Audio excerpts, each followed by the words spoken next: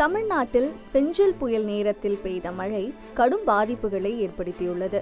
இந்நிலையில் நாளை முதல் சென்னை தொடங்கி தஞ்சாவூர் வரை வடகடலோர மாவட்டங்களில் மழை பெய்யும் என சென்னை வானிலை ஆய்வு மையம் எச்சரித்துள்ளது. அதாவது நேற்று தென்கிழக்கு வங்கக்கடல் மற்றும் அதனை ஒட்டிய பூமத்திய ரேகையை ஒட்டிய கிழக்கு இந்திய பெருங்கடல் பகுதிகளில் காற்றழுத்த தாழ்வு பகுதி இன்றும் அதே பகுதியில் நிலவுகிறது. இது அடுத்த 24 மணி நேரத்தில் மேற்கு வடமேற்கு திசையில் நகர்ந்து சற்று வலுவடையக்கூடும்.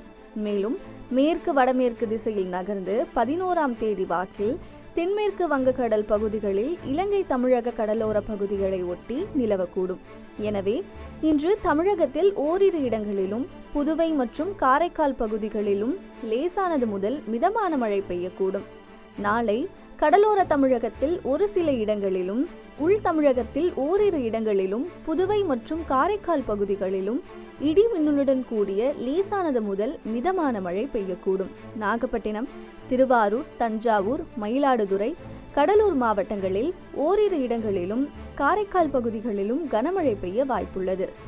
டிசம்பர் 11ஆம் தேதி முதல் 15ஆம் தேதி வரை வடகடலோர தமிழகத்தில் ஒரு சில இடங்களிலும் புதுவை மற்றும் காரைக்கால் பகுதிகளிலும் இடி மின்னலுடன் கூடிய லேசானது முதல் மிதமான மழை பெய்யக்கூடும்.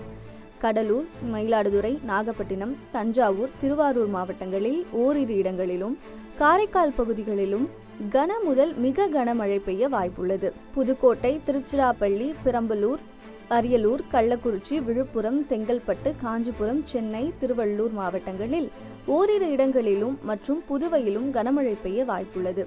சென்னை மற்றும் புறநகர் பகுதிகளுக்கான வானிலை முன்னறிவிப்பு.